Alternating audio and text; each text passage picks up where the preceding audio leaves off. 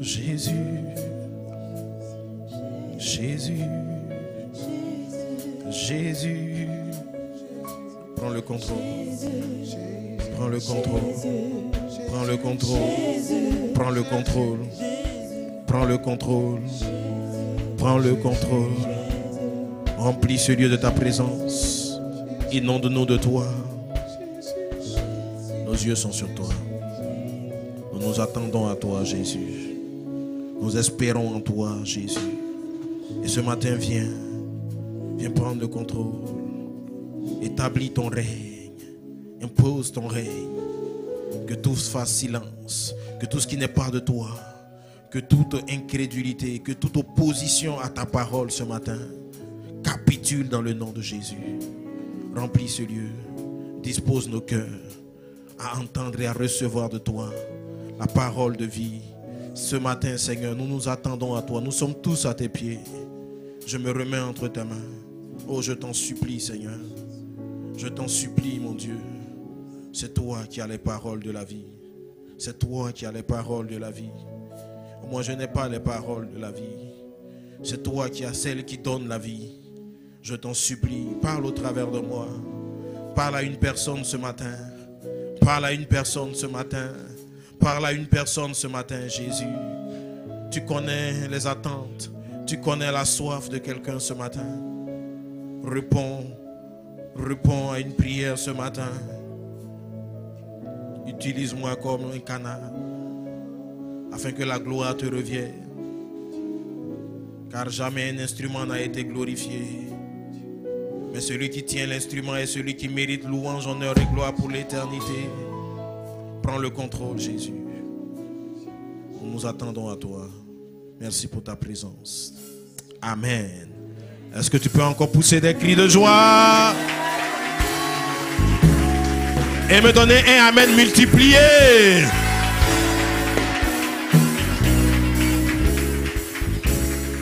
Gloire à Jésus. Je vous salue dans le nom de Jésus.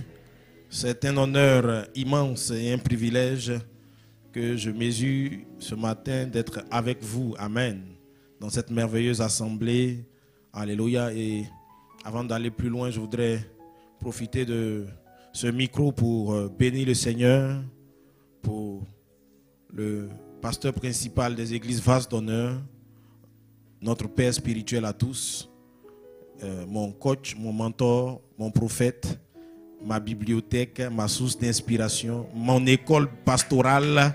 Amen. Je voudrais qu'ensemble nous puissions nous tenir debout et bénir le Seigneur pour la vie de son serviteur, le pasteur Mohamed Sanogo. Amen.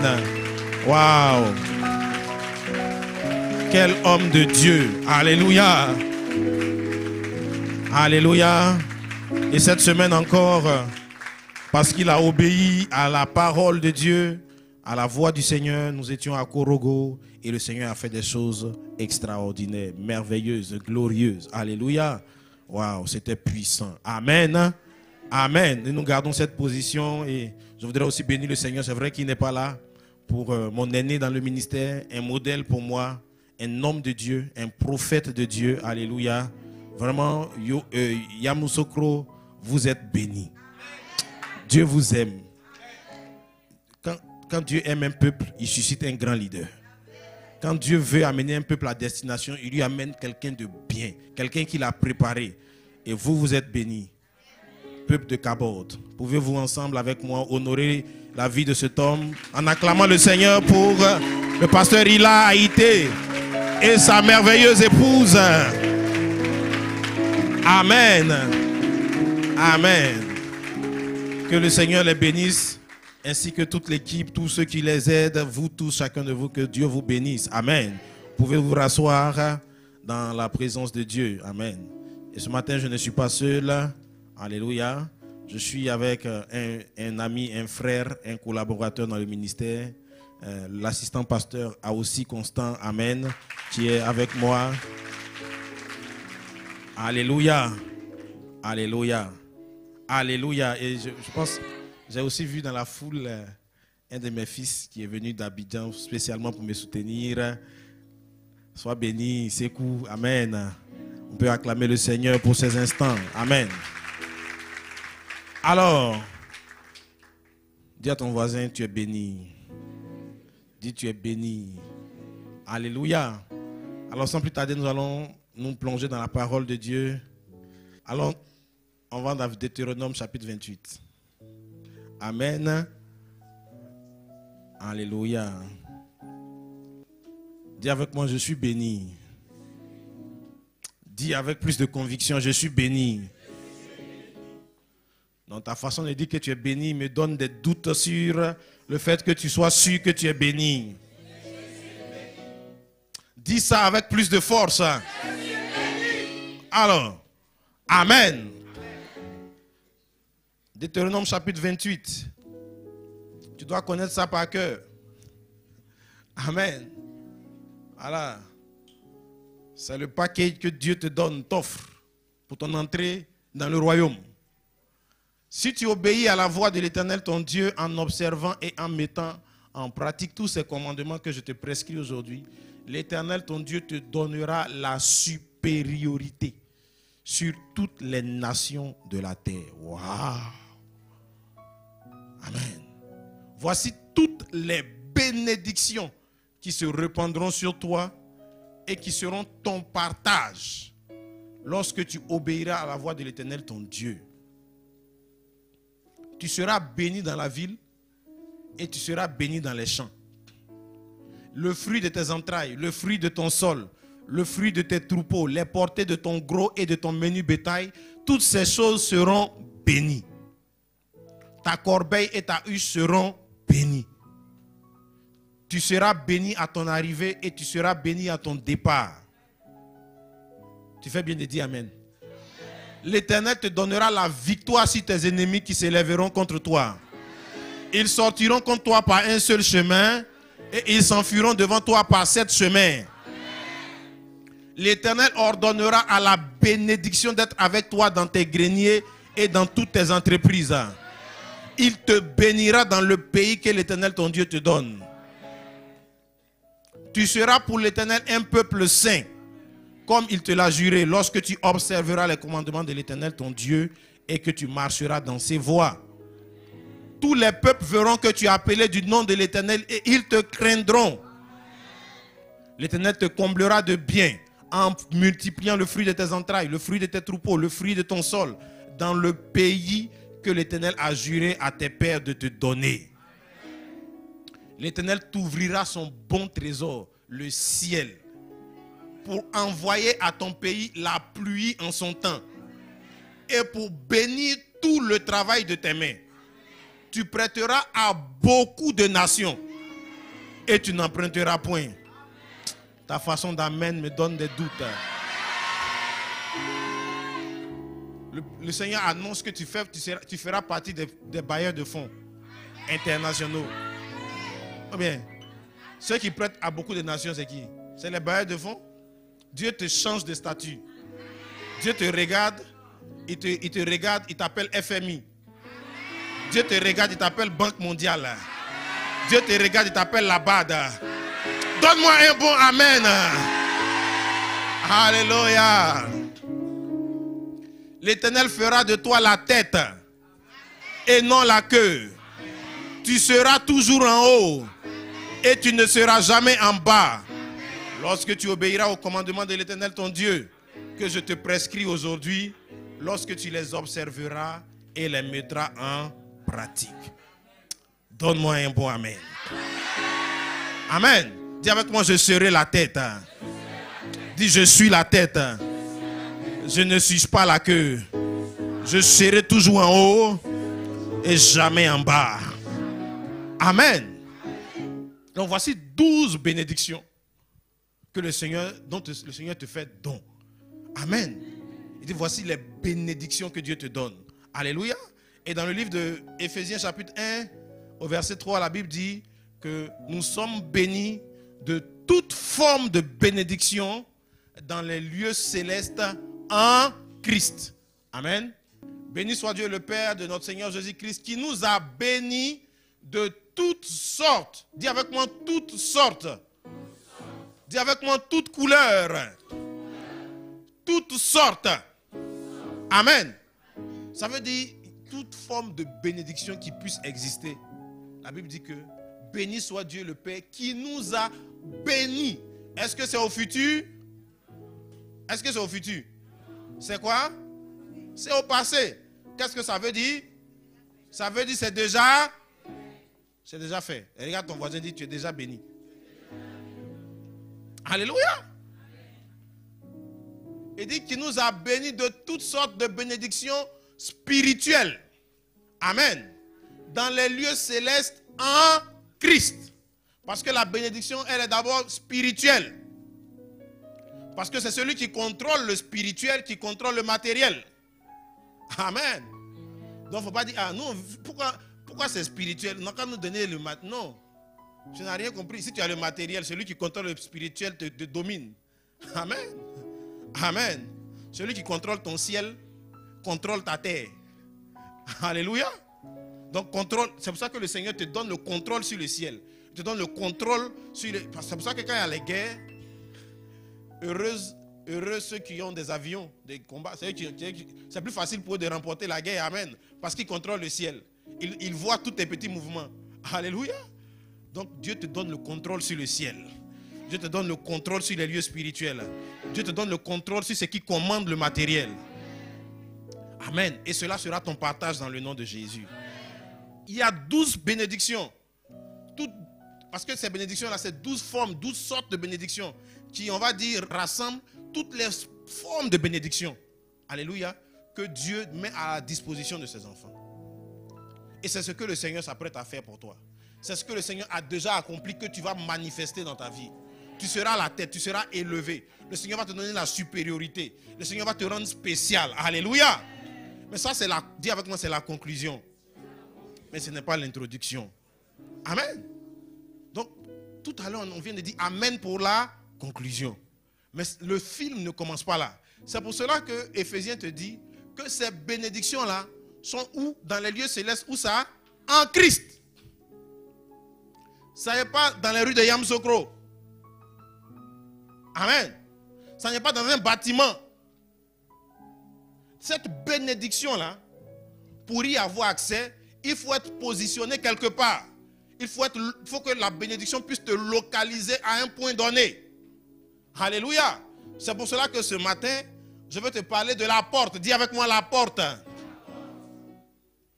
Dis bien avec moi la porte. Alléluia. Ta bénédiction dépend par la porte par laquelle tu es passé. Dis à ton voisin, ta bénédiction dépend de la porte par laquelle tu es passé. Alléluia. Et l'enseignement que le pasteur est en train de donner actuellement, c'est les 12 portes de quoi? De bénédiction.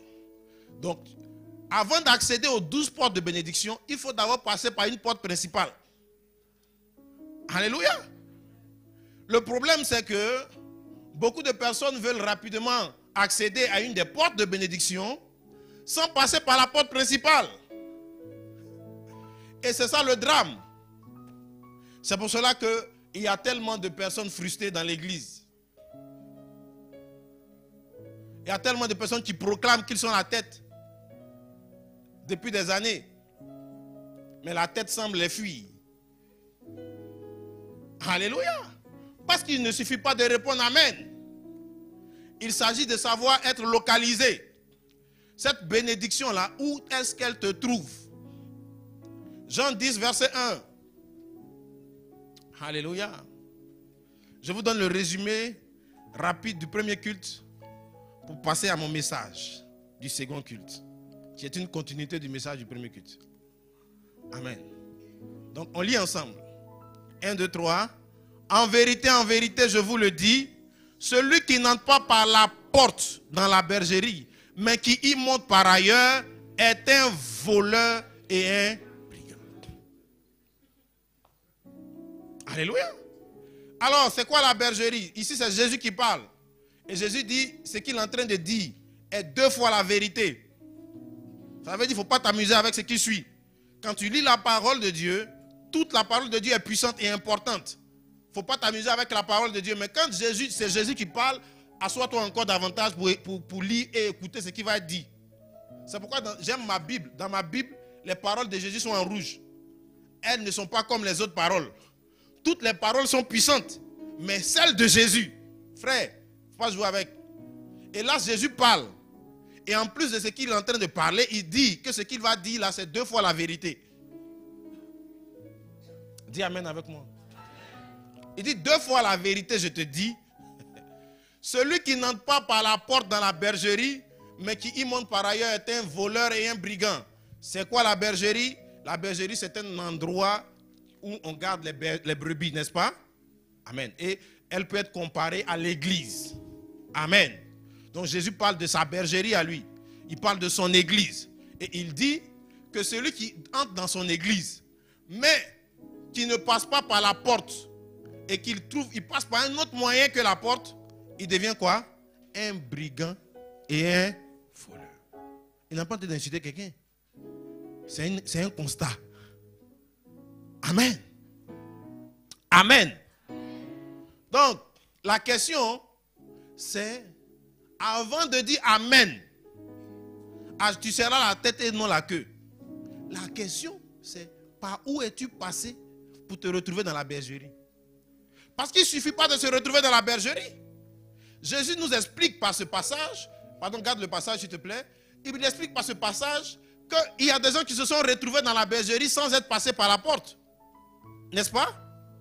Donc il dit, celui qui entre dans la bergerie sans passer par la porte et qui y monte par ailleurs, donc ça veut dire qu'il y a la possibilité de passer par un autre endroit que par la porte pour se retrouver dans la bergerie. Amen. Donc, ton voisin qui est à côté de toi, tu ne sais pas par où il est passé, mais il est dans la bergerie.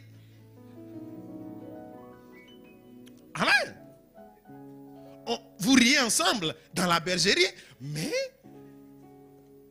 chacun n'est pas trop sûr de là où est passé son voisin. Alléluia. Dis un bon amen. Donc tout le monde peut être dans la bergerie, mais tout le monde n'est pas forcément passé par la porte. Alléluia. Donc si tu es monté par ailleurs, tu t'es retrouvé dans la bergerie, puis on dit tu seras la tête, tu cries amen, tu danses amen, tu vois?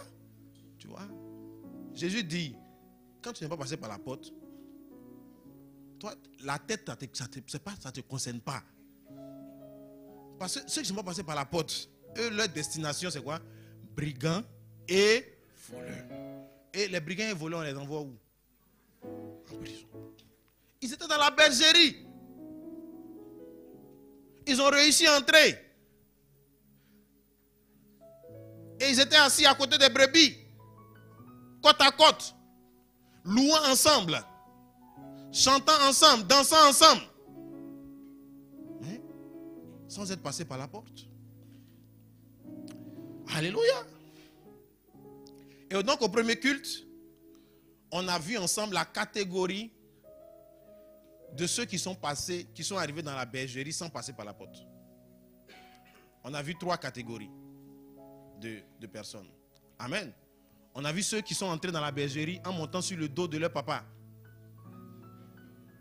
C'est-à-dire, eux, ils sont nés dans l'église. Depuis qu'ils sont petits, c'est les gens qui t'expliquent. Depuis que je suis petit, je vais à l'église. On dit, mais depuis quel jour tu es passé? Moi, je suis chrétien. On dit, mais depuis quand tu es chrétien? Depuis que je suis petit. Ça, c'est quel témoignage, ça? Tu es passé quand? C'est comme on demande à quelqu'un, tu es né quand? Il dit, c'est que je suis né.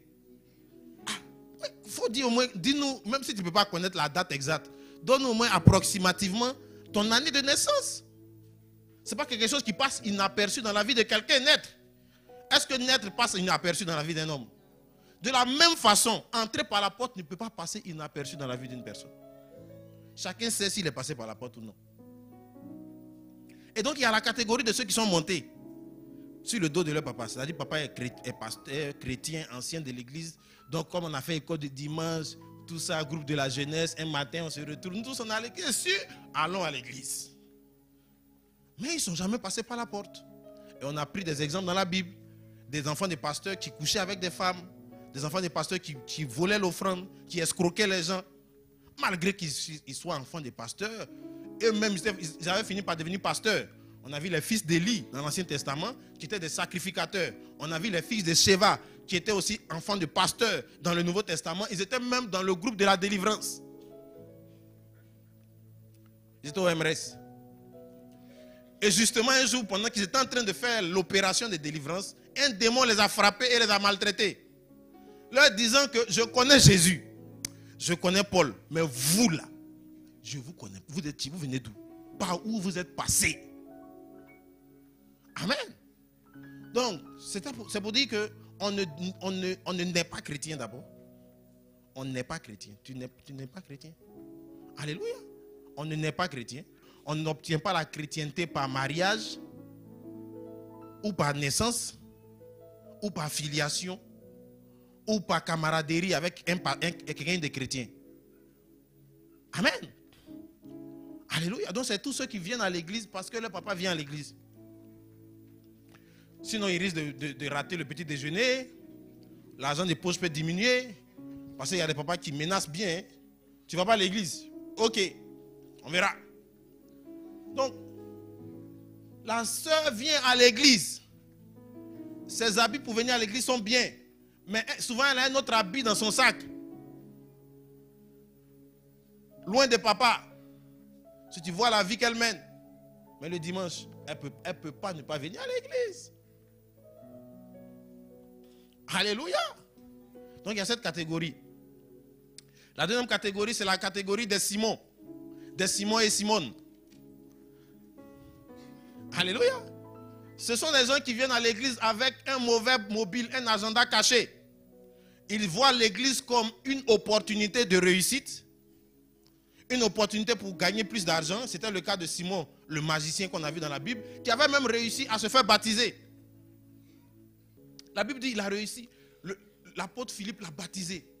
Quand l'apôtre Philippe a fini de prêcher, il dit: qui donne sa vie à Jésus? C'était un grand témoignage, parce que le plus grand magicien de la ville est venu se faire baptiser. Les gens disent: waouh! Pourtant, il a vu l'opportunité d'accroître son chiffre d'affaires. Les gens pensaient qu'il était venu au Seigneur. Mais lui, il a vu en cette opportunité nouvelle, là, une nouvelle magie. Parce que lui, il était le magicien, mais il a rencontré le magicien des magiciens. Il a vu qu'il y a magie et puis il y a magie. Et la magie en face de laquelle il était là, il a vu que c'était une magie d'un niveau supérieur. Mais moi, ma magie, avec ma petite magie, là, j'avais 100 millions de chiffre d'affaires. Si je prends la nouvelle magie, je peux passer à 1 milliard. Donc ça, écoute, il a chassé ses anciens trucs de magie. Il a dit: laissez ça, c'est fini. Il y a une nouvelle boîte qui arrive. Il y a un nouveau créneau qui est arrivé. Donc il était à l'église. Il s'est fait baptiser. Il était dans un département. Mais ce n'est pas parce qu'il aimait le Seigneur, ce n'est pas parce qu'il est passé par la porte, c'est parce qu'il a vu l'opportunité d'avoir plus d'argent. C'est parce qu'il a vu l'opportunité de marier une fille. Donc, je veux de toi. Non, moi je suis chrétienne. Ah, d'accord. Moi aussi, je viens dans ton église. Ça, c'est les Simons. Hein. Ils sont là parce qu'ils ont remarqué une soeur. Et elle a dit qu'elle ne parle pas à les gens qui ne viennent pas. Donc, ce n'est pas parce qu'il veut se convertir. C'est parce qu'il veut la marier. Mais après le mariage, son Simon va sortir. Amen. C'est la catégorie des gens, non. Et ma soeur, vase d'honneur, là-bas, il y a mariage. Ah non. Tu ne te rappelles pas de la soeur là? Je te dis aujourd'hui, elle est mariée. Ah bon. Elle a la vase d'honneur. 3 mois seulement. Ça, c'est puissant. Donc, comment on fait? Allons à vase d'honneur. Si tu vas là, tu te fais baptiser. Tu rentres dans une tribu, dans un département. Il faut être actif. Les frères vont te remarquer. Surtout, il faut être à l'accueil. Quand tu accueilles les gens.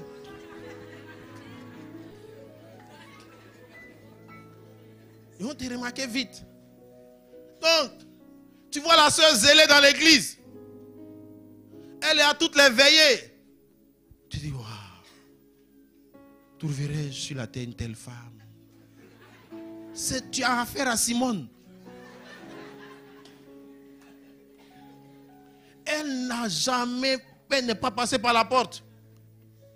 Elle est là par calcul. Elle a son propre plan.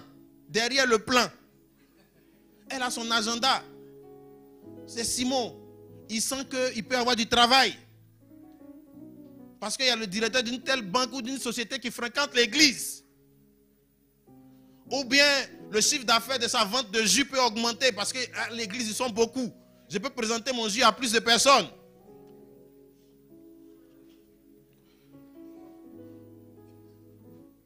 Donc justement, même je suis dans plusieurs départements. Comme je fais bien le gâteau et qu'il y a beaucoup de mariages à l'église et je veux être la livreuse principale des gâteaux, donc je deviens membre de l'église. Si, quand Simon, tu vois, si tu commandes pas, on ne commande pas le gâteau 2-3 fois chez Simon, tu vas voir que Simon, du coup, l'église ne lui plaît plus trop. Les gens, il n'y a pas d'amour dans l'église.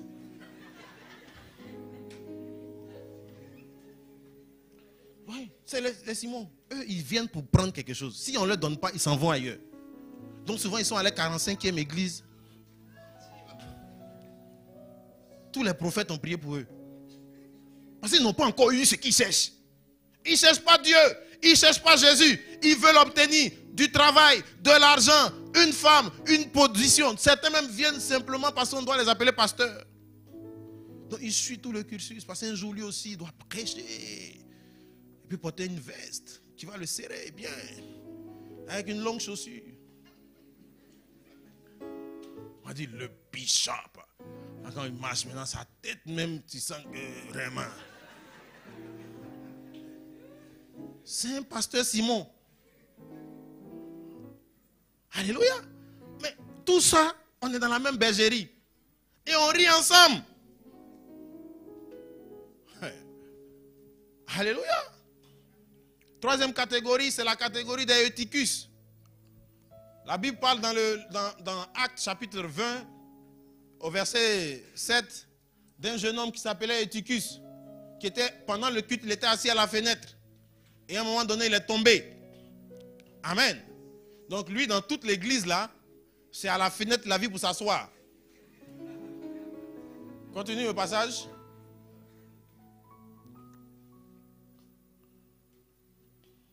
Suivant. Or, un jeune homme nommé Eutychus, qui était assis sur la fenêtre, s'endormit profondément. Donc il était à la fenêtre. Son pied gauche était dans le temple, son pied droit était au dehors. Sa main gauche était dans le temple, sa main droite était au dehors.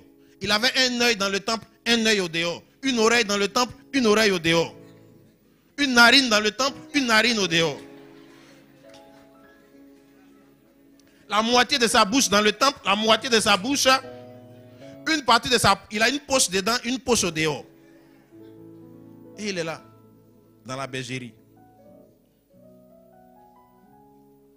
Il a un pied qui danse à l'église, un pied qui danse en boîte de nuit. Si tu le vois sortir les phases en boîte, tu ne vas pas le reconnaître. Tu ne vas pas reconnaître le frère qui était en habit de tribu. Tu ne vas pas le reconnaître.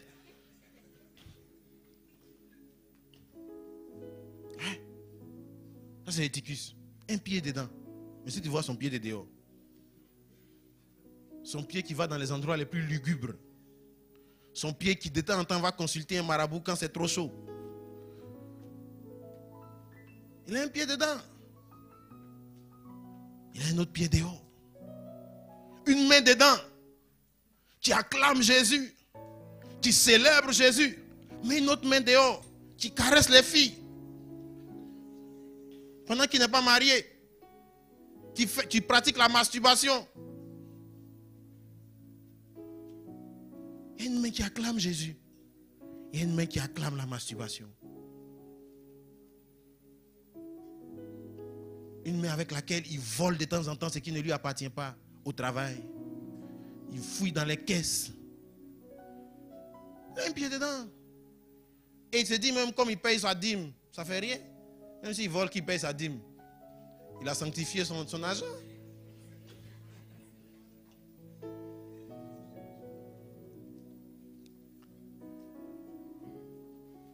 Alléluia. Un pied dedans, une main dedans, une main dehors. Un œil qui contemple la gloire de Dieu. Un œil dehors qui regarde les films pornographiques. C'est le même, un œil est dedans. L'œil est sur la parole de Dieu, la Bible. Mais l'autre œil, qui lit des revues bizarres, qui regarde des films nocturnes et bizarroïdes. Une partie de sa bouche, célébrant et priant en langue souvent. Quand il prie, ses larmes coulent. Mais quand sa bouche est dehors, sa partie de sa bouche qui est dehors, ce qui fait sortir. Hey! Les causeries qu'elle a avec ses copines. La sœur en Christ.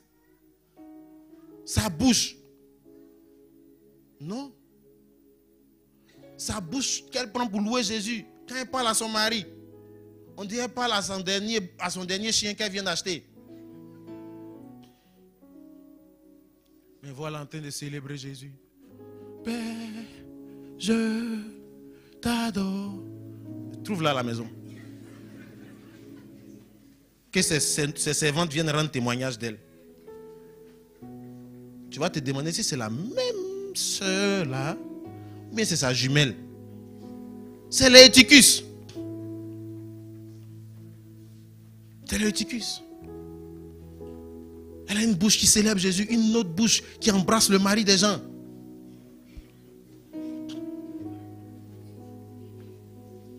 Qui se fait entretenir par un homme marié. Elle est devenue maîtresse sans avoir fait le CAFOP.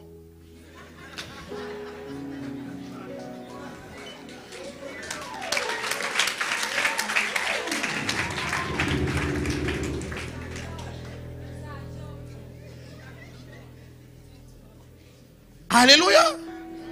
Oui. Dedans, dehors. L'église est devenue sa mode. Ça fait bien d'être à l'église. Donc dimanche c'est un peu chic.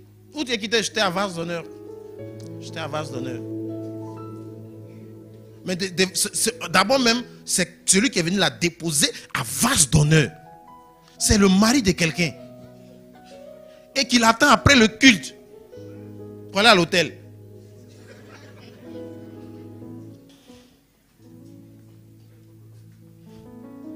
Ça fait Eutychus. Il couche avec ses fiancés. Et puis il change. Dans l'église. Quand lui, il ne peut pas faire fiançailles sans toucher. Il dit, lui doit essayer d'abord. Ma soeur, est-ce que tu es un habit? Que lui brûle trop. S'il brûle, il faut l'envoyer à la piscine de choses. Il y a une piscine à l'hôtel président, non? Il n'a qu'à aller nager. Est-ce que toi tu es de l'eau pour éteindre son feu?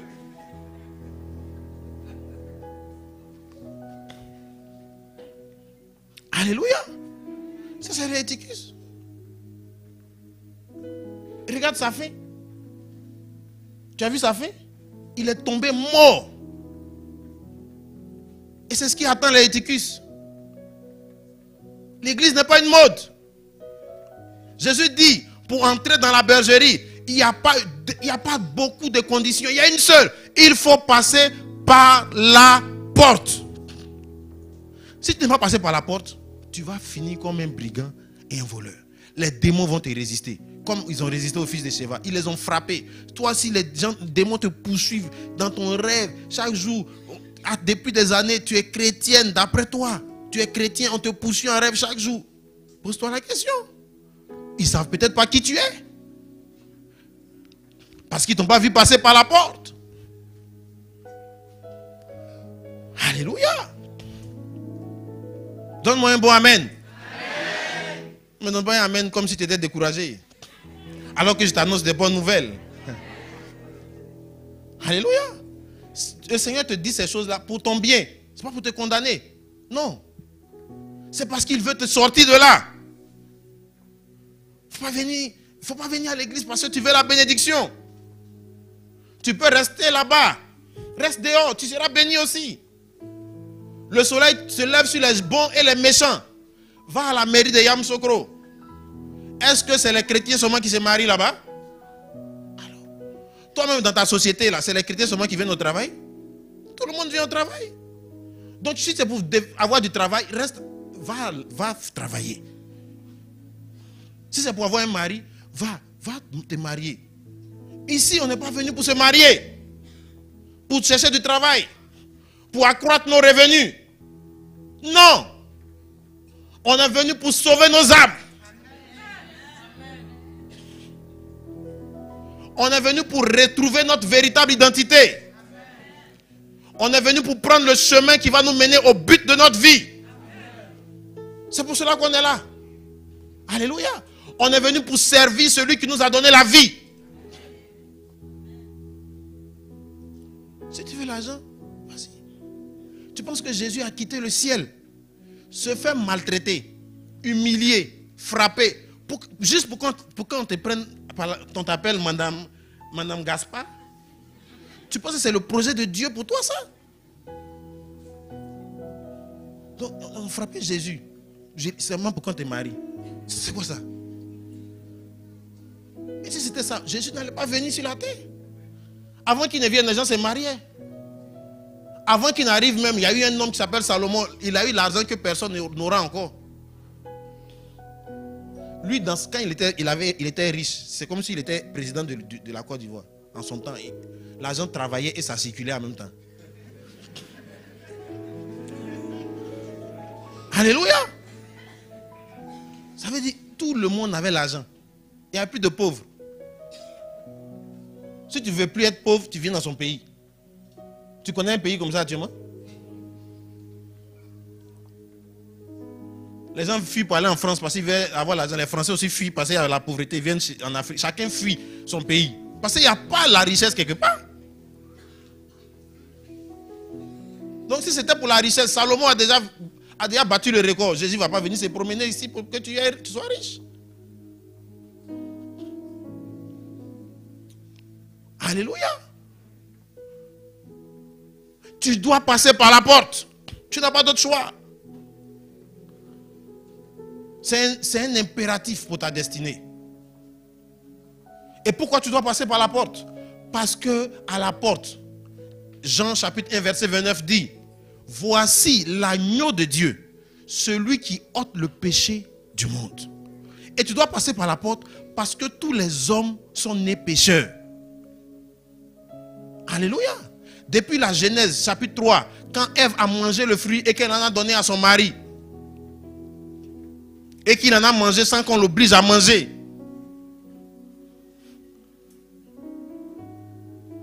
Et souvent les hommes ils prennent ce passage pour dire ouais, c'est les femmes qui ont créé le problème. Est-ce que vous avez lu dans le passage, Ève mit un pistolet sur la tête d'Adam et lui dit maintenant mange-moi ce fruit sinon je te tue.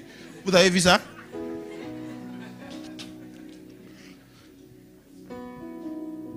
C'est parce que Adam même a mangé que le péché est entré. Quand Ève a mangé, est-ce que quelque chose s'est passé? Il n'y a eu rien. La vie continuait.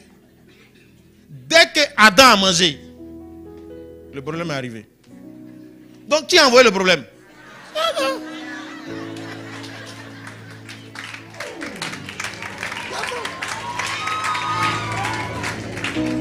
Si Adam ne mangeait pas, on pouvait gronder un peu Ève et dire il ne faut plus faire ça. Hein. Dieu a dit de ne pas manger, tu m'arrêtes ça. Ok? Terminé, tu ne manges plus. Allez, hein, père, il faut laisser tomber. Tu sais, les femmes, voilà, elles aiment les trucs un peu jolis, chichi, mais bon, il faut laisser. Dieu va dire, ok, bon, avancez, mais ne refaites plus. Hein. C'est tout. La vie continuait. Mais le gars, il a signé le décret. C'est fini. Et c'est de là que vient tout le problème de l'humanité. Dès lors, la Bible dit que tous ont péché. Romains chapitre 3, verset 23. Tous ont péché et ont été privés de la gloire de Dieu. Donc l'humanité n'a pas été privée du mariage, de l'argent ou de l'intelligence. L'humanité a été privée de la gloire de Dieu, de la présence de Dieu, d'un libre accès à Dieu. Et c'est cela que Jésus est venu restaurer en se présentant comme l'agneau de Dieu. Celui qui fait quoi? Qui ôte le péché du monde. Donc si tu ne l'as pas rencontré à la porte pour qu'il fasse la même opération dans ta vie, pour ôter le péché de ta vie, j'ai envie de dire comme les Ivoiriens, tu es dans le pain. Un pain godillot peut-être. Alléluia.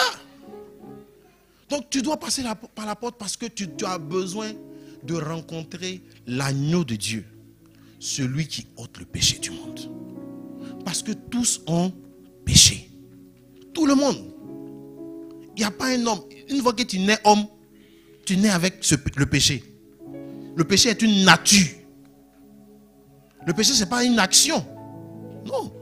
Mentir, c'est un fruit de la nature du péché qui est en l'homme. Donc, si tu arrêtes, si tu veux traiter seulement le mensonge, tu coupes le fruit. Attends la prochaine saison. Le fruit va repousser. Et c'est ce que dans l'Ancien Testament, les gens faisaient. Ils prenaient un peu le sang des taureaux, des pigeons, ils effacent un peu. Mais l'année prochaine, ils sont obligés de revenir parce que ça a repoussé. Mais Jésus a vu notre souffrance. Il dit, mais les gars, ils ne vont pas s'en sortir. Dieu dit, va les tuer. Il n'y a pas d'espoir pour l'humanité. Et Dieu n'avait pas pour projet d'améliorer les hommes. Il avait pour projet de créer une nouvelle espèce. C'est pour cela qu'il a envoyé Jésus. Pas pour venir améliorer les hommes. Pour les tuer et créer de nouveaux hommes. C'est pour ça que la Bible dit, si quelqu'un est en Christ, il est une nouvelle création. Pas un homme amélioré. Pas quelqu'un qui fumait un paquet, mais maintenant, depuis qu'il est en Jésus, il fume 3 cigarettes. Avant, je dormais au matin, mais maintenant, je paye mes boissons pour boire à la maison. Vraiment, Dieu est puissant. Dieu est puissant. J'avais 3 copines, mais depuis que je suis dans le Seigneur, j'ai une seule. Et je suis fidèle à ma seule copine. Ouais. Non, ça, c'est pas le projet de Jésus. Ça, c'est la religion. Tu essaies de t'améliorer. De te dire, fais ça, ne fais pas. C'est pas bon, fais. Tu luttes, tu fais aujourd'hui, tu dis, aujourd'hui, je ne fais plus. Un mois après, tu refais. Comme le porc. Si tu prends un porc, un cocotier, comme on est chez les... En pays baoulé, tu connais le cocotier? Ah, les gens ne connaissent pas le cocotier ici? Ah, d'accord. Mais, le Gabriel, c'est son nom scientifique. Donc, le cocotier, tu le prends, tu l'amènes dans le climatiseur, tu le laves, tu lui portes une nouvelle veste, tu dis, tu vois, la boue, c'est pas bien, arrête la boue. Il pleure un peu, il dit, oh, pourquoi j'aime la boue, c'est pas bien la boue. Okay. Tu le laisses partir à la maison, et puis il pleut. Et il y a un étang de boue. À ton avis, qu'est-ce qui va se passer? Avec ta veste blanche, n'est-ce pas? Pourquoi? Parce que tu as beau expliquer à un porc qu'il ne faut pas aimer la boue, mais qu'est-ce que ça peut lui faire? C'est sa nature. Donc tu as un homme, tu as beau lui expliquer, il ne faut pas voler, il ne faut pas mentir, il ne faut pas faire ça, il ne faut pas. Depuis qu'il est petit, son papa lui a dit, à l'école on lui a dit, même si le paquet de cigarettes qu'il fume, on met à but dangereux, mais il fume quand même. Donc l'école ne peut pas le changer. Ses parents n'ont pas pu le changer. Parce que son problème n'est pas un problème superficiel. Le problème est profond. C'est une question de nature. Donc à moins que tu ne tues la nature de ce porc pour lui donner une nouvelle nature, ne t'attends pas à des prodiges. Et c'est pour cela que Dieu sait ça. Il ne peut pas demander aux hommes de vivre la vie de Dieu en restant des hommes, en ayant toujours la nature pécheresse. C'est contradictoire, n'est-ce pas? Comment ils vont faire? C'est pour ça que Dieu pardonne nos péchés. Mais maintenant, il nous donne la possibilité de ne pas rester dans cette condition en nous donnant une nouvelle nature. Capable de dominer le péché. Et ça se passe où? À la porte. C'est pour ça que si tu ne passes pas par la porte, tu as des problèmes sérieux. N'entre pas dans l'église par la fenêtre de la guérison. On dit, mais depuis quand tu es... Non, un jour j'étais malade, ils ont prié pour moi, je suis guéri. Ok. Et après, quel jour tu es passé par la porte? Non, c'est depuis là, je suis là. Dieu m'a guéri. Oh. Dieu m'a guéri. Ok, Dieu t'a guéri, c'est bien. Mais est-ce que tu es passé par la porte? C'est ton corps, il a guéri. Parce qu'il a enlevé la nature là. Qui fait que tu critiques tout le monde dans l'église. Même toi-même tu te critiques. Tellement tu aimes critiquer. Et quand tu as fini de critiquer tout le monde, tu ne gagnes plus là, tu te critiques toi-même.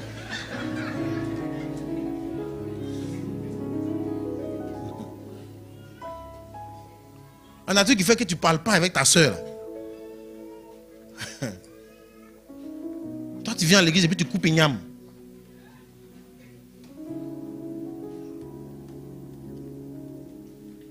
Qui a coupé de yam à l'église.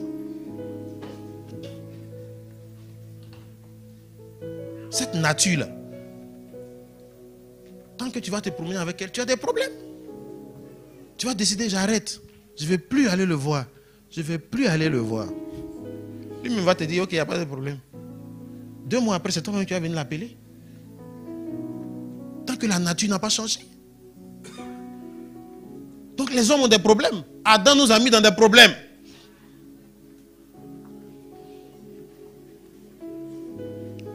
Amen.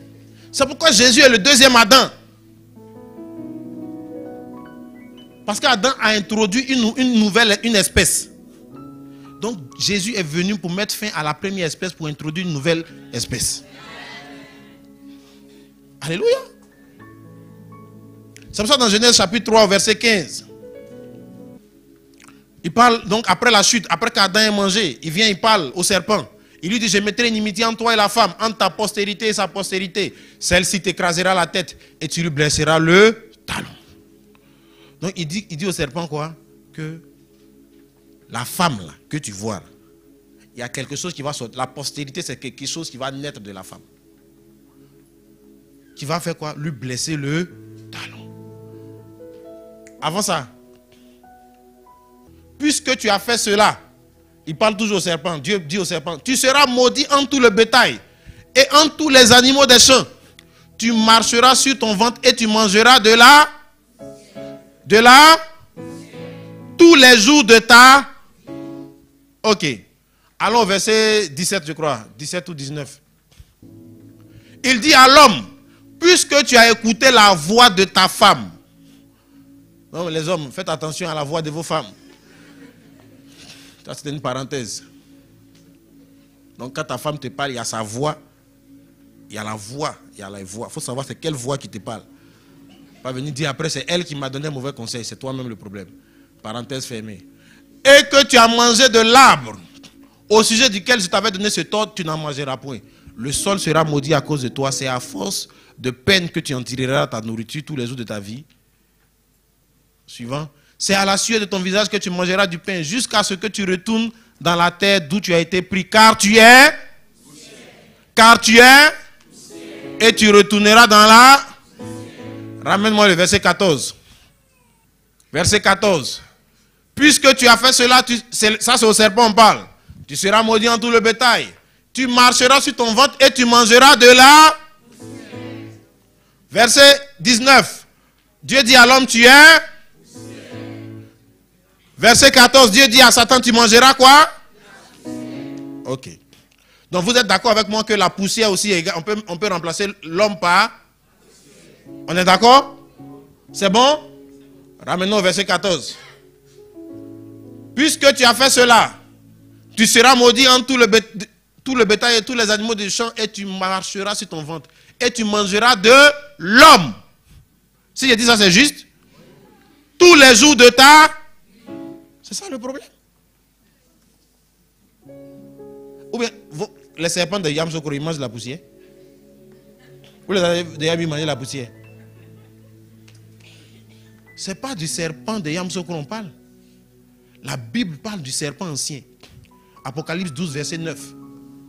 Et il fut précipité, le grand dragon, le serpent ancien, appelé le diable et celui qui séduit toute la terre. Amen.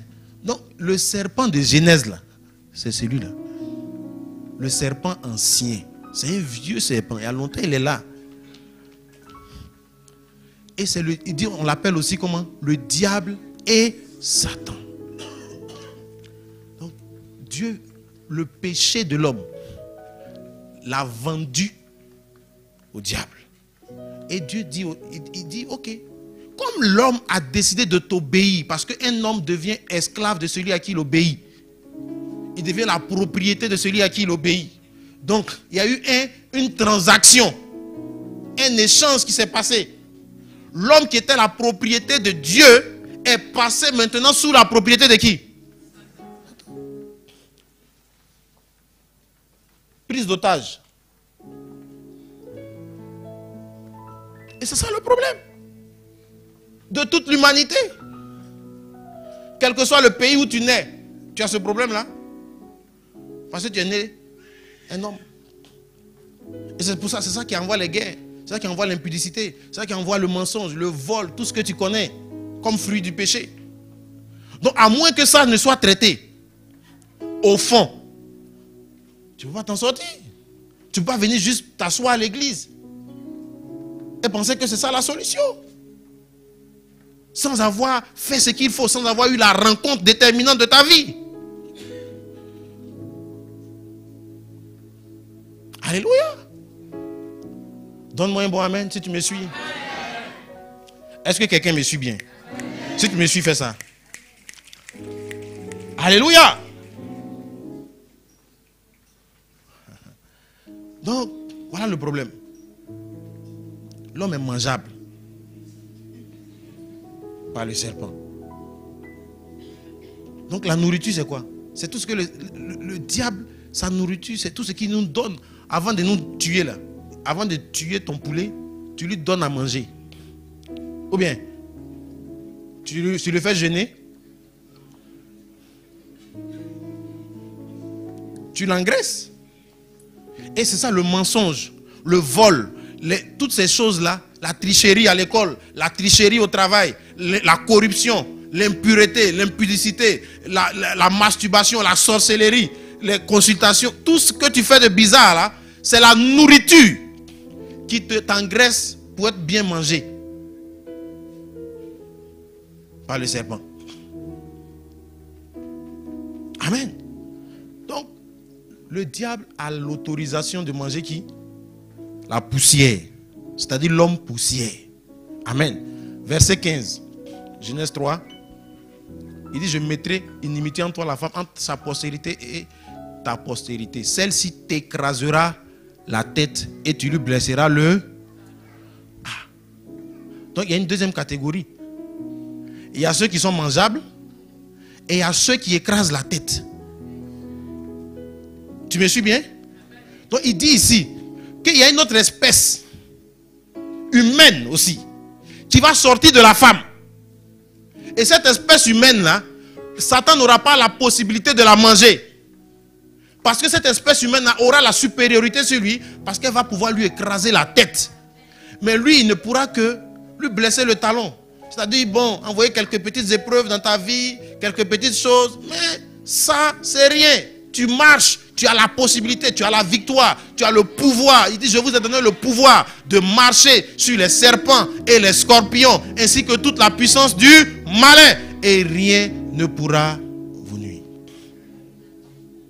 C'est cette promesse-là qui est là. Alléluia. Et la postérité de la femme, c'est qui? C'est Jésus-Christ. C'est lui qui est né. Parce que si on veut parler de postérité à une famille, on s'adresse à l'homme. Si on veut parler de la descendance, on va dire, monsieur Adam, ta postérité. Non. Il disait ici, il est tenté d'annoncer que quelqu'un allait sortir de la femme sans passer par un homme. Et que c'est ce qui allait sortir de la femme sans passer par un homme qui allait avoir le pouvoir sur le serpent. Et il y a 2000 ans, celui qui a le pouvoir, celui qui est sorti de la femme sans passer par un homme est arrivé sur la terre. Et son nom c'est Jésus. Alléluia. Il était sans péché. Parce qu'il avait le sang de Dieu. Il était pur, irréprochable. Et c'est lui seul qui était capable de payer le prix. Amen. Pourquoi? Parce qu'il y a eu la prise d'otage. L'homme appartenait à qui maintenant? À Satan. Il y a eu une transaction. Donc il fallait quoi? Une nouvelle transaction. Quand il y a une prise d'otage, qu'est-ce qu'on fait? On fait quoi? On fait une négociation et puis on paye quoi? Une rançon, n'est-ce pas? Et c'est ce qui s'est passé. Il y a eu une négociation. Tu sais qu'il y a eu une négociation? Ok, on regarde dans la Bible. Amen. 1 Pierre, chapitre 1, verset 18.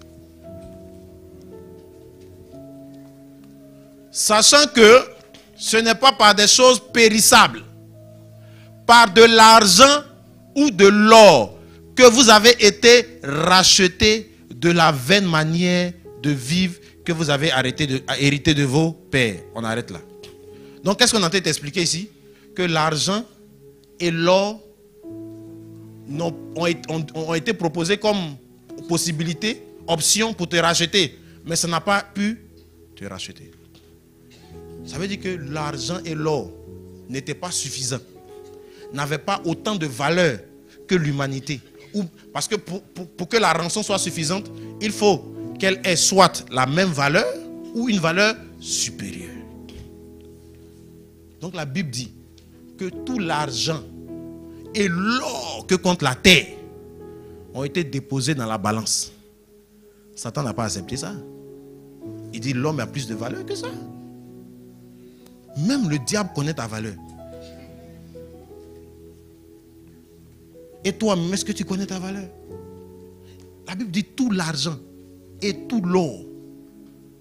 Mais pour combien toi, tu te vends? Pour combien tu renonces à tes valeurs? Pour combien tu te compromets? Tout l'argent et tout l'or n'ont pas été suffisants pour te racheter. Donc, à moins que quelqu'un t'amène tout l'argent de toutes les banques de la terre et tout l'or que compte la terre, ne l'écoute pas. Parce que tu as plus de valeur que tout l'argent et tout l'or. La Bible dit que ça n'a pas été suffisant pour te racheter. Waouh! Hébreux 10, verset 4. Donc, premier échec de négociation. On retourne pour parler. Hébreux 10, verset 4. Car il est impossible que le sang des boucs, des taureaux, ôte les péchés. Qu'est-ce que ça signifie? Ça signifie aussi que le sang des animaux aussi a été proposé. Si le sang des animaux était suffisamment puissant et avait suffisamment de valeur, on aurait pu être racheté. On aurait pu être délivré de notre problème. On aurait pu être délivré de notre nature. On aurait pu sortir de la nature du cocotier. Mais c'était une impossibilité. Ça n'a pas marché. La négociation a échoué. Amen. Hébreux chapitre 2, verset 5. En effet, ce n'est pas à des anges que Dieu a soumis le monde à venir dont nous parlons. Ça veut dire que si les anges étaient capables de nous apporter le salut, si les anges étaient capables d'être la rançon pour notre salut, les anges auraient pu nous sauver. C'est pourquoi ne perds pas le temps à écouter ceux qui te disent de prier Saint quelque chose, Saint quelque chose. Saint quelque chose peut faire quelque chose pour toi. C'est pour ça qu'on ne va pas sacrifier. On dit qu'il faut tuer mouton rouge, mouton. Bon, écoute. On dit ça ne peut rien. Alléluia. Donc il n'y avait plus de possibilités. Il fallait trouver la rançon qui avait la valeur de l'humanité ou plus de valeur que l'humanité pour que Satan accepte de relâcher l'otage. Et Dieu n'avait plus d'autre choix que de proposer Jésus. Et Jésus est venu comme la rançon.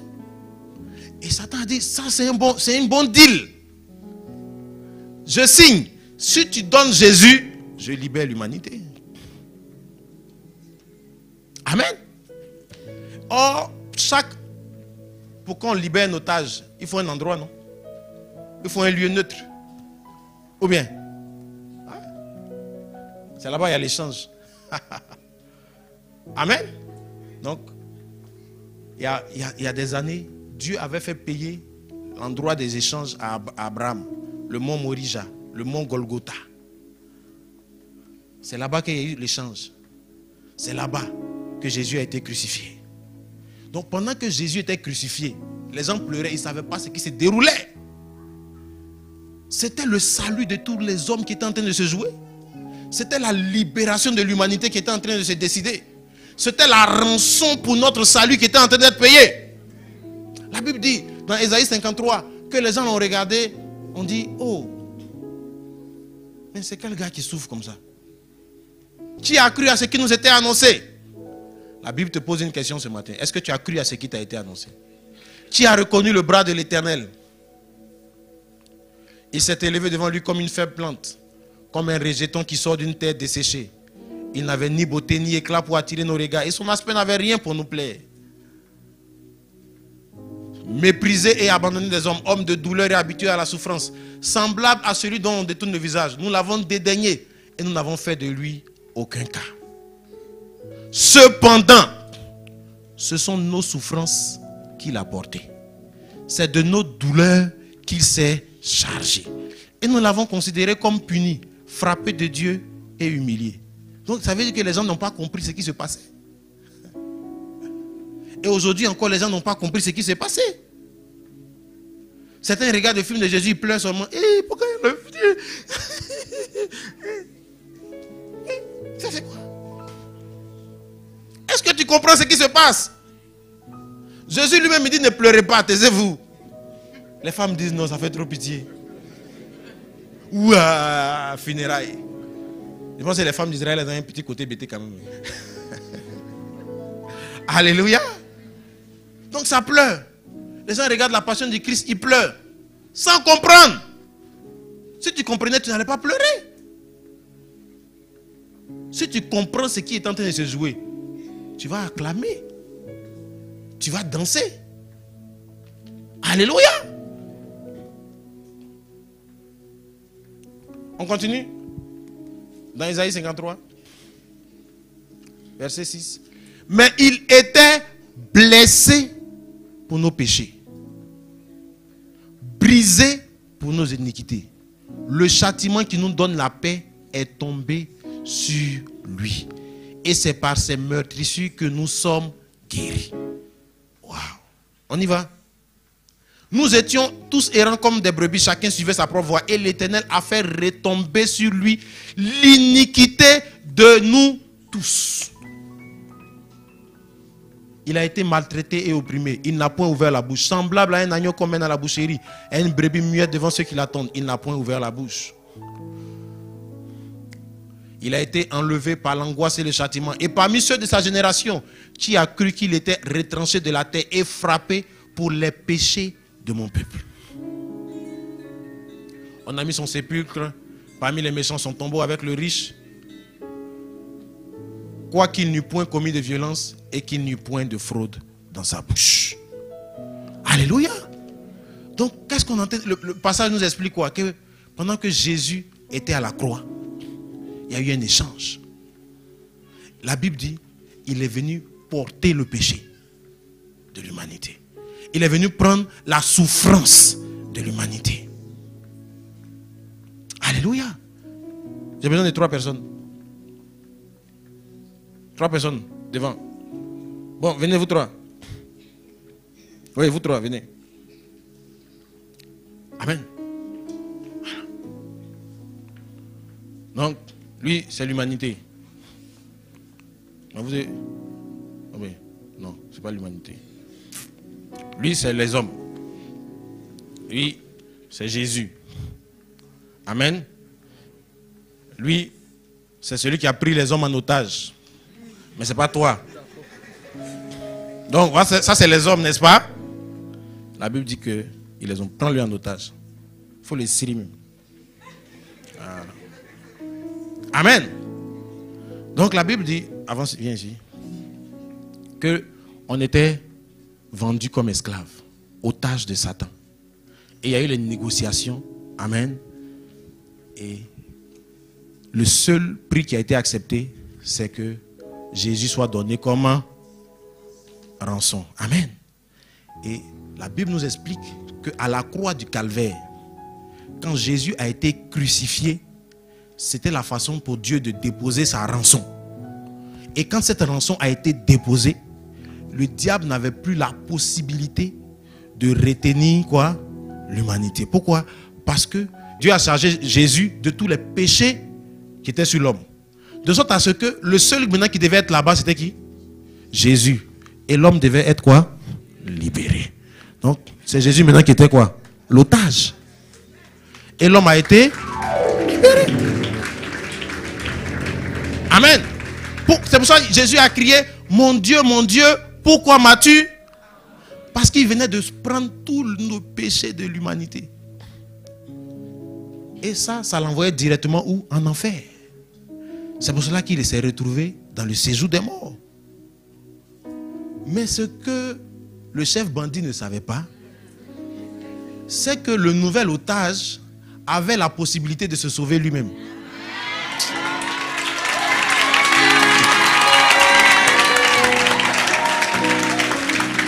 Alléluia!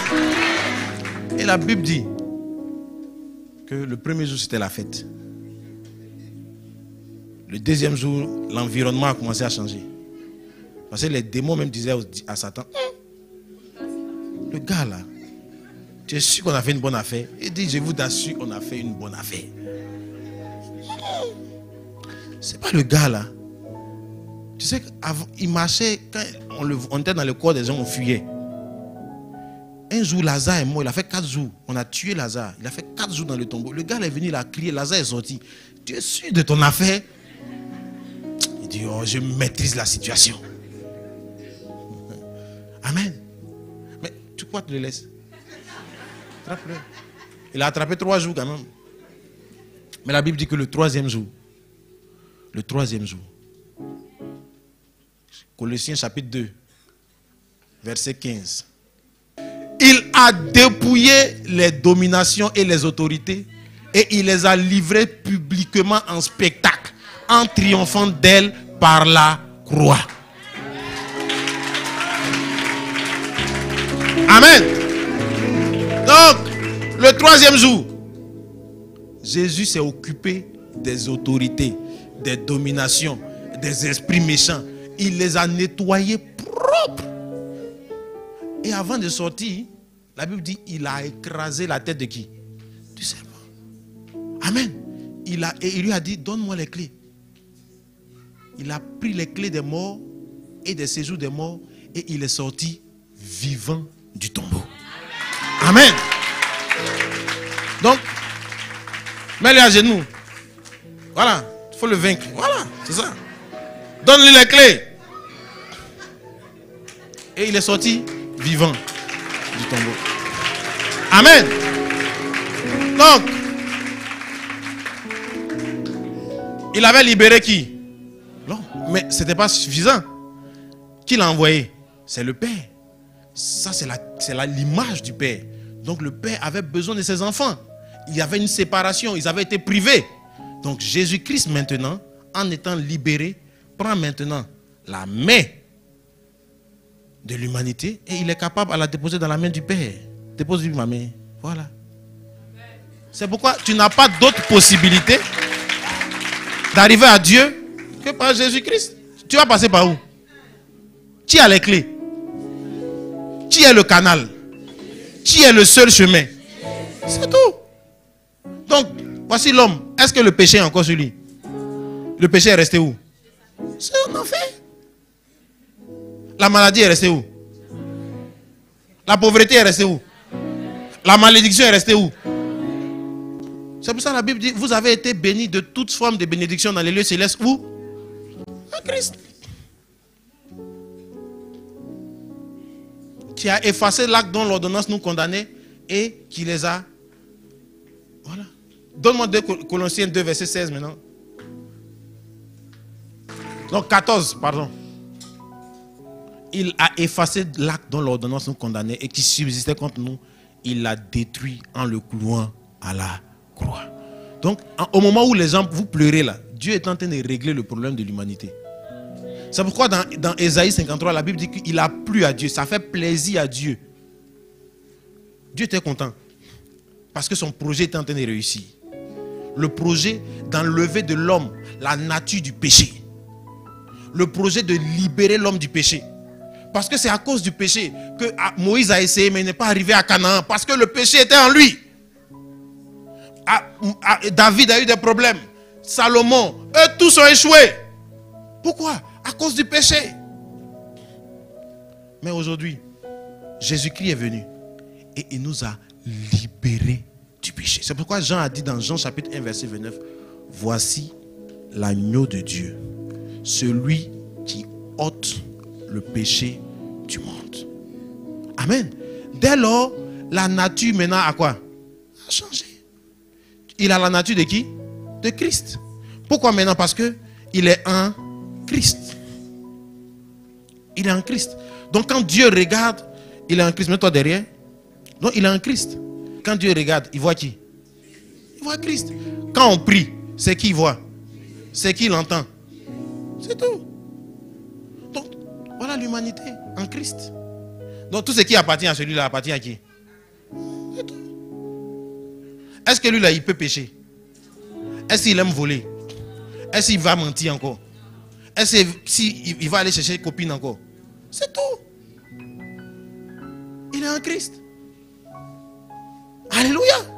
Donc pour qu'un homme qui est passé par la porte, qui a été, dont le péché a été ôté, et qui a fait la paix avec le Seigneur par Jésus-Christ, retourne encore dans le péché, ça, c'est pour ça que dans 1 Jean chapitre 3 verset 9, quiconque est né de Dieu ne pratique pas le péché, parce que la sémence de Dieu demeure en lui. Et il ne peut pécher parce qu'il est né de Dieu. Alléluia. Donc la solution pour être délivré de péché, c'est de naître de Dieu. Parce que Dieu ne pêche pas. C'est d'avoir la nature de Dieu. C'est pourquoi Jésus a dit à Nicodème dans Jean chapitre 3, verset 7, ne t'étonne pas de ce que je t'ai dit, il faut que vous naissiez de nouveau. Tu dois naître de nouveau. Et tu ne peux pas naître de nouveau si tu n'as pas rencontré Christ. Ce n'est pas juste en venant danser, non. Tu dois avoir ta rencontre personnelle avec Jésus-Christ. Tu dois avoir ton face-à-face, comme Jacob a eu un face-à-face avec Dieu. La Bible dit qu'il a lutté avec lui toute la nuit. Et il a changé son nom. Dès lors, il a eu une nouvelle vie. Il dit, mais toi, tu dis non, tu veux la bénédiction, mais tu t'appelles comment? Il dit, je m'appelle Jacob. Mais il dit, mais Jacob là, c'est pas escroquerie. Ça sonne vol. Ça sonne tripatouillage. Tu ne peux pas aller quelque part avec. Il faut que je te donne un nom nouveau. Il faut que je te donne une nature nouvelle. Il dit, tu t'appelleras Israël. C'est comme ça que sa vie a pris une nouvelle tournure. Si toi aussi, tu n'as pas eu ton temps de face à face avec Dieu, ta lutte avec Dieu, ton temps où Dieu change ton nom, où il te donne un nom nouveau, où il te donne une nature nouvelle, comment tu vas lutter? On va beau t'expliquer. Tu es comme un cocotier devant la boue. À moins que, à la porte, ton problème ne soit réglé. Et que désormais, ta vie devienne nouvelle. Ce qui avait triomphé de toi hier n'a plus de pouvoir sur toi. Ce qui te fatiguait hier, c'est maintenant toi qui fatigues cela. C'est ce que Jésus fait. La vie chrétienne, c'est pas se muscler. C'est vivre la vie de Dieu. Alléluia. C'est pas être intelligent. C'est simplement vivre ce que tu es. Dis-moi, est-ce que les chats vont à une école pour être propres? Tu as déjà rencontré l'école de propriété des chats? Tu as déjà vu ça? Pourquoi ils sont propres? C'est la nature. Donc pour être propre, il faut être naître chat. Si tu nais porc, tu ne peux pas être propre. À moins que tu ne naisses un chat, tu seras sale. Comme le porc. Alléluia. Donc si tu ne nais pas de Dieu, tu ne peux pas vaincre le péché. Si tu n'as pas fait un face-à-face avec Dieu, si Jésus-Christ n'a pas enlevé le péché de ta vie pour te donner sa nature, comment tu vas t'en sortir? Donc courir après la bénédiction, les choses matérielles futiles ne vont pas t'amener vers Jésus-Christ. Ne vont pas t'amener à le rencontrer. Mais le désirer un changement profond, désirer être une nouvelle création, désirer plaire à Dieu, désirer entrer dans ton règne, ça va t'amener à rencontrer Christ véritablement. Mais tant que tu vas continuer à faire semblant, à rire devant les gens, mais tu as un autre cœur derrière, tu ne vas pas le rencontrer. Ta vie ne sera pas transformée. Et tu vas venir dans l'église et au dernier jour, tu vas aller dans le lac de feu. Tu connais le lac au Caïman? Il y a un lac au ciel, c'est un lac là-bas, ce n'est pas les Caïmans, c'est le feu qui est là-bas. Alléluia. Vous pouvez vous rasseoir. Ah, moi c'était puni. Hein. Tu es béni. Comme ça le sommeil va quitter dans tes yeux définitivement. Amen. Amen.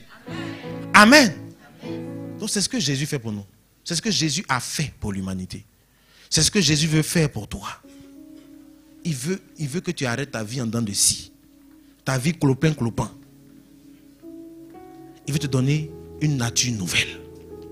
Il veut changer ta nature. Il veut te donner la nature de Dieu. Il dit celui qui est né de Dieu ne pratique pas le péché. Et je dis, pour quelqu'un qui est né de nouveau pêche, c'est plus difficile de pécher pour un chrétien que d'être saint. C'est plus difficile.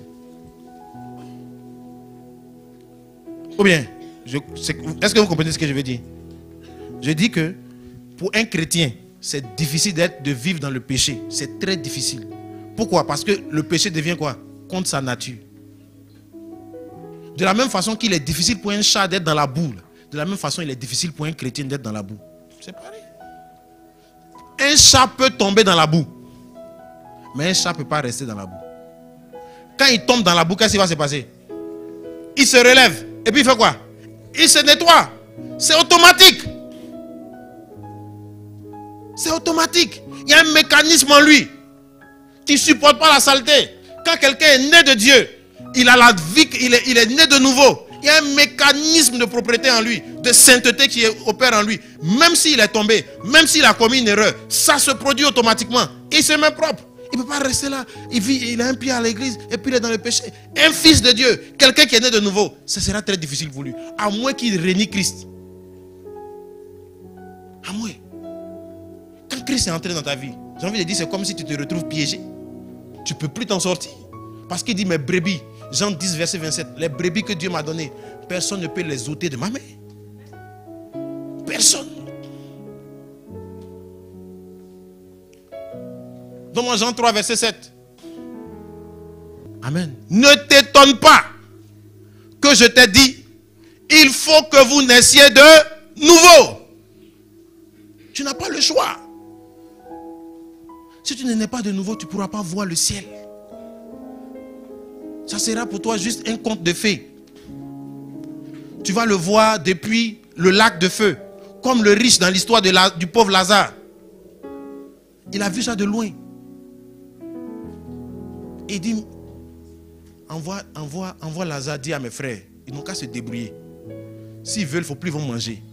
S'ils veulent, ils n'ont qu'à être pauvres comme Lazare, ce n'est pas mon problème. Mais il ne faut pas, ils vont venir ici. Quand tu vas arriver au ciel, tu vas voir qu'il y a des préoccupations que les gens n'ont pas là-bas. Hein? Ta préoccupation, tu pleures parce que ton argent n'est pas beaucoup, parce que tu n'as pas marié. Tu vois le gars, il dit, tout ce qui me préoccupe, dis à mes frères, ils n'ont qu'à se débrouiller. Mais il ne faut pas qu'ils vont venir ici. Je ne veux pas les voir en enfer. C'est insupportable. C'est invivable.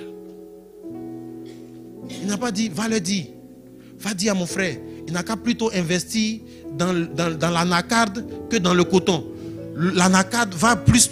Parce qu'au ciel, tu as accès à des informations. Ben, il faut lui dire, il ne faut plus vont payer les Kia. Ils n'ont qu'à payer maintenant les BMW. C'est ce qu'il a dit? Mais non, il faut lui dire, il ne faut pas marier telle femme là. Il n'a qu'à prendre l'autre. On s'en fout de tout ça. C'est où est-ce que tu vas venir? Où vas-tu finir? Au ciel avec Dieu, dans la nouvelle Jérusalem, là où les rues sont goudronnées en or. Ce n'est pas le goudron biodégradable. Hein? C'est du vrai goudron en or. C'est pas... Tu vois? Même le goudron de New York ne vaut pas le goudron. Là-bas, les rues sont en or. L'or que tu cherches là, lui, on marche dessus au ciel. Et l'or est le métal ou bien le truc qui a le moins de valeur là-bas. C'est pour ça qu'on met ça sur on met ça sur. On se promène dessus. Donc c'est à cause de quoi tu veux rater ça? La Bible dit dans cette ville, qui est décrite dans l'Apocalypse 21, là-bas, on n'a pas besoin de la CIU là-bas. La Bible dit la gloire de Dieu éclaire jour et nuit. On n'a pas besoin de lumière. Là-bas, il n'y a plus de douleur. Il n'y a plus de cancer. Il n'y a plus de divorce. Il n'y a plus de gourmet. Tout ça, c'est pour la terre. Et c'est ce que Jésus veut t'offrir. Et c'est ce que Jésus a fait en payant le prix. En s'offrant à la rançon. Pour que tu aies accès au ciel. Et aussi pour changer ta nature. Pour que tu aies la victoire sur le péché. Pour que tu ne sois plus mangeable par le serpent. Pour que tu aies le pouvoir de marcher sur le serpent et le scorpion. Ainsi que toute la puissance du malin. Ce matin, au moment où je vais m'apprêter à céder le micro, je vais t'inviter à te tenir debout. Non, pas tout le monde. Si ce matin, tu reconnais que tu n'es pas passé par la porte, humblement,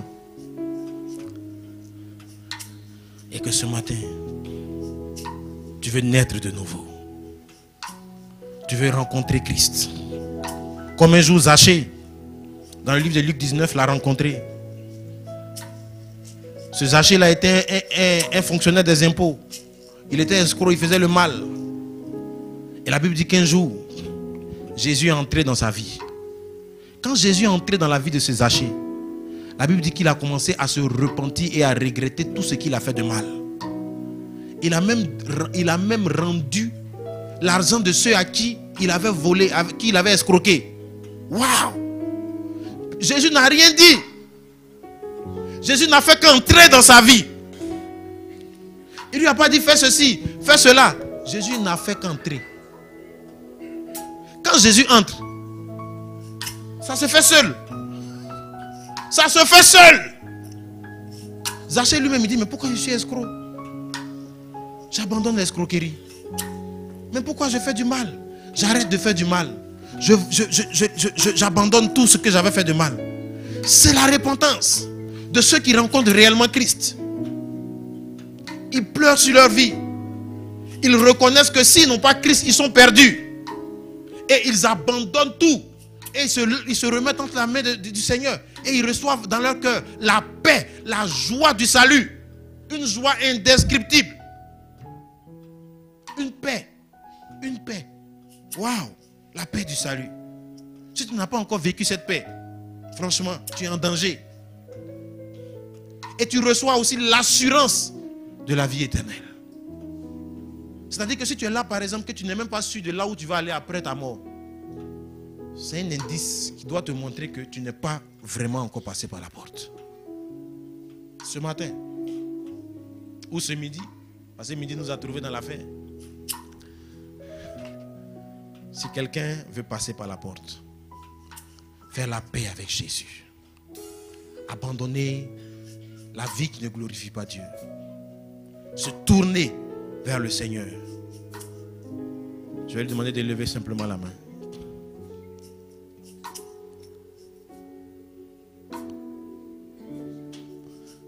Tu peux naître, tu peux naître.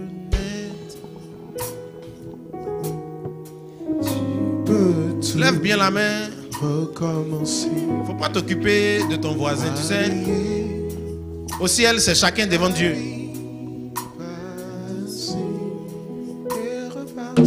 Tiens-toi debout, toi qui as tenu la main, tu t'es levé. Reparti.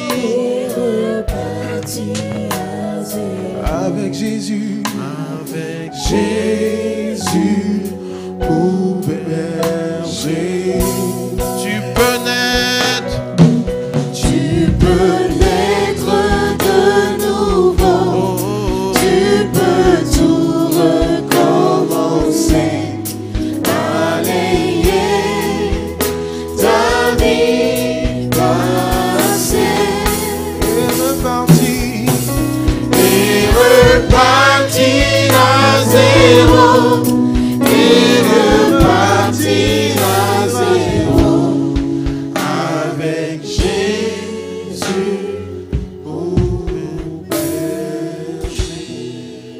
Tu vas répéter cette prière après moi.